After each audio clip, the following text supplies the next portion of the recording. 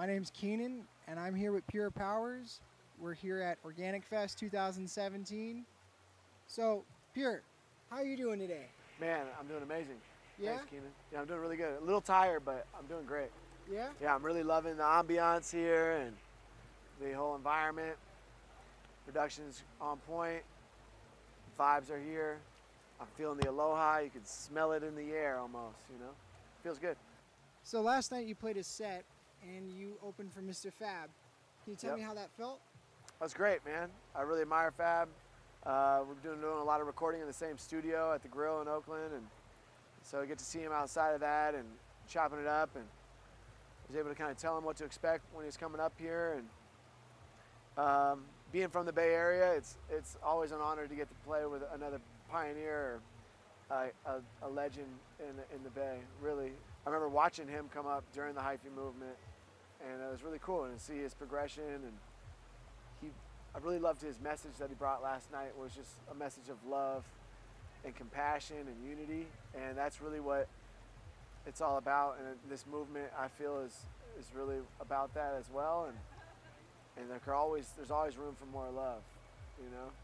So I really like that, and I really enjoyed kicking it off. Hey, so can you tell us how you began your set? There's a couple of new songs in there, right?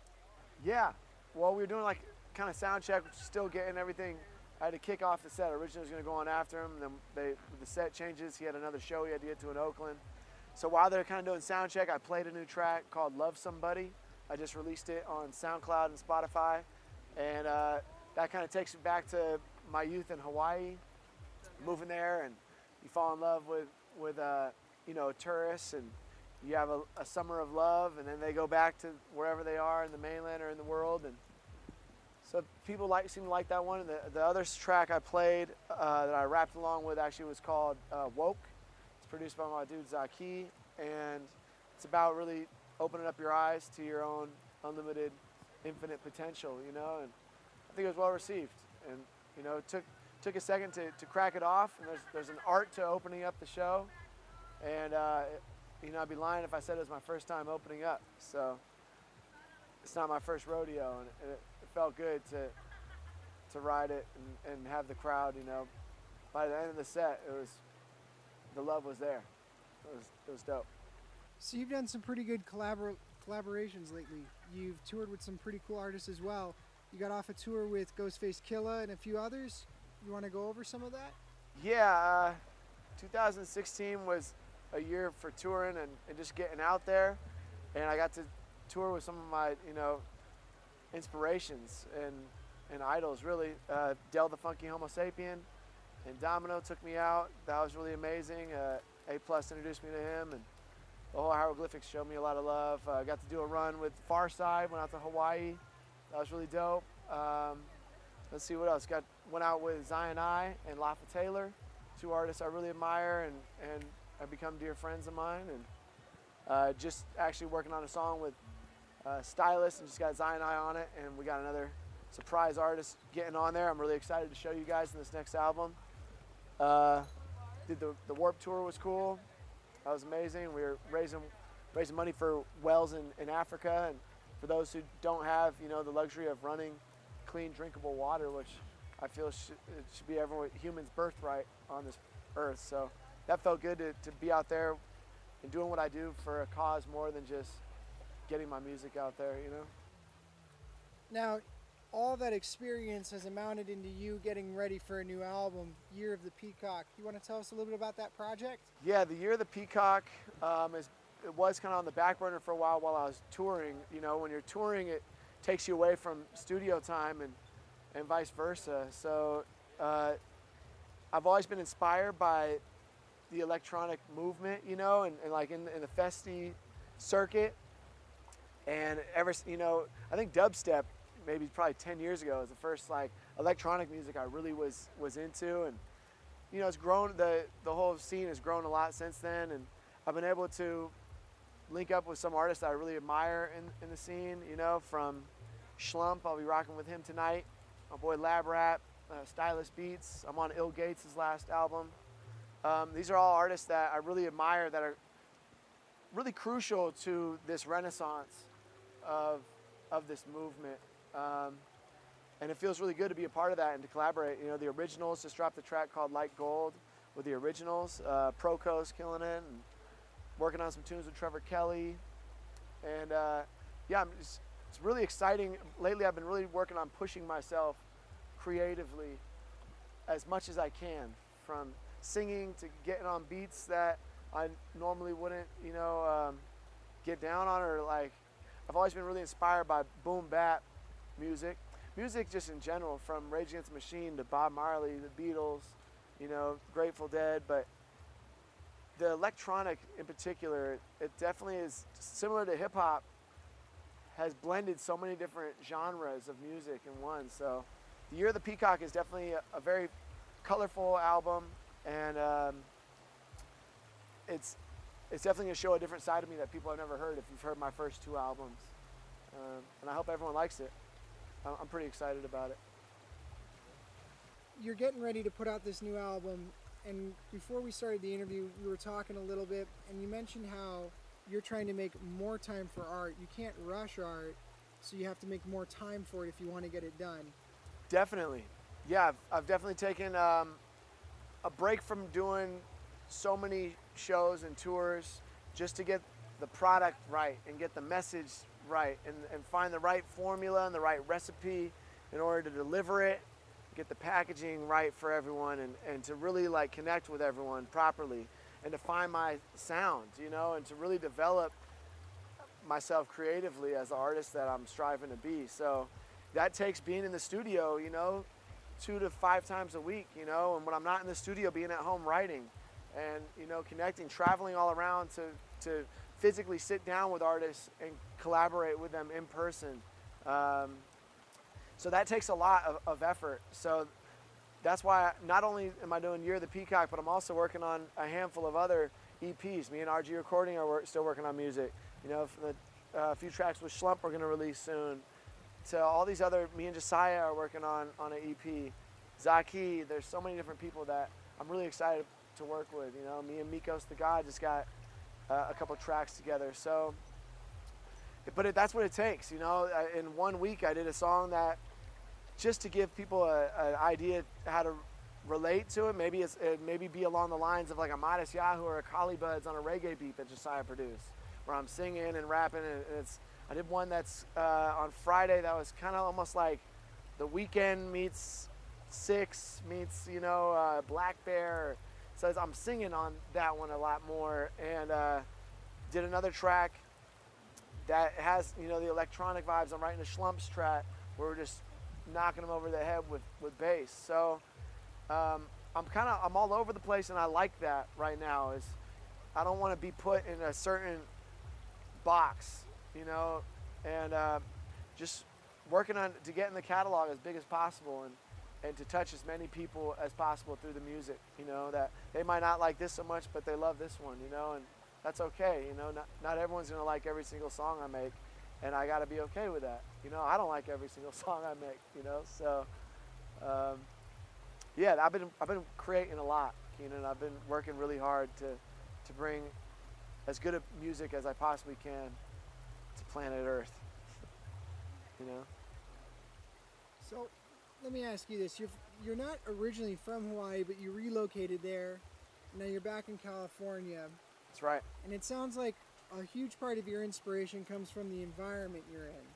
So what do you think of an environment like this? You know, we're surrounded by this beautiful organic environment.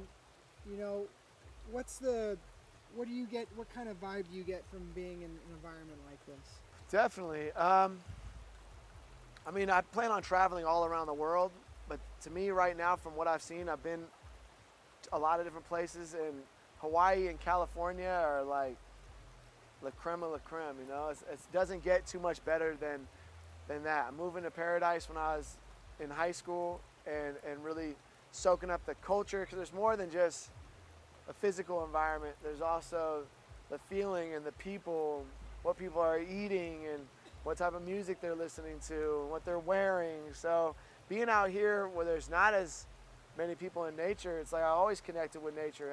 I was born and raised in Sonoma County before I moved to Hawaii. So, I mean, California, I always resonated with me. You know, I wouldn't be who I am today if it wasn't for California or Hawaii. You know, they both help create the hybrid that I am now, you know, the bi-coastal white local. So this is really, I'm physically like soaking up the mana from the earth right now. The energy, you know, is flowing through us, and that's all we are, is just energy, you know.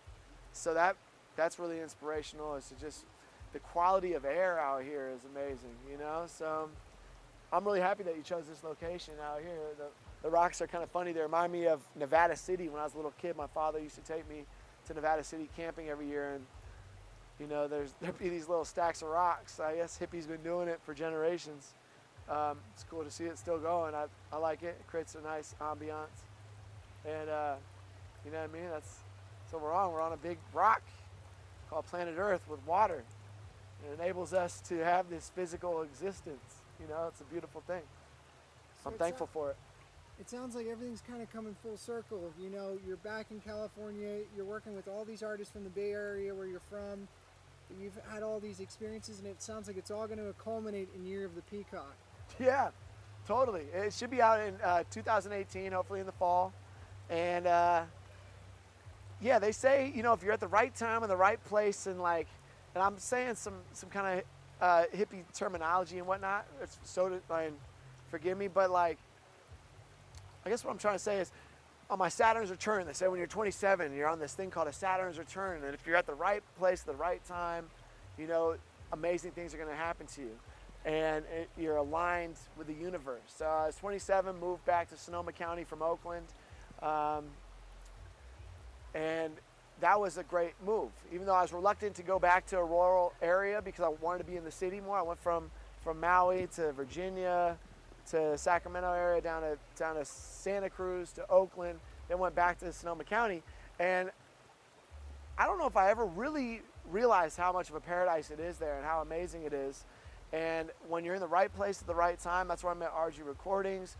And it's the funny thing is, you know, a lot of my friends from Hawaii are now living in the area, and it's just really conducive to recharge.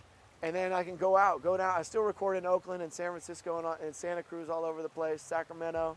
But like, I can recharge in Sonoma County and bring it to the rest of the world, you know, and I, you know, practice Nichiren Buddhism as being a great, you know, tool for me to use, and the power of the Lotus Sutra, and you know, with this next, I don't know if this will be out probably prior to the eclipse, but this next week is the eclipse, and that's a really powerful time to set intentions and to align yourself really with the universe to where you want to be, and be specific, you know. So that's really great. I'm all about, you know, manifestation and cause and effect and the law of attraction, and you speak it into existence, pray it into existence, chant it into existence, and it works, you know.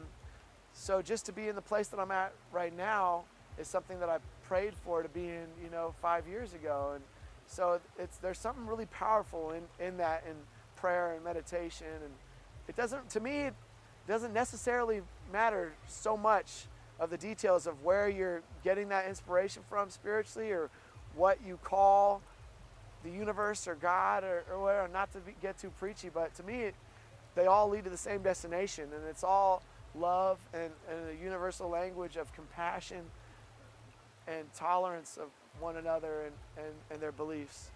Multiple words, the same thing. Definition. You know, some call it Gaia, some call it, you know, God, Allah, Jah.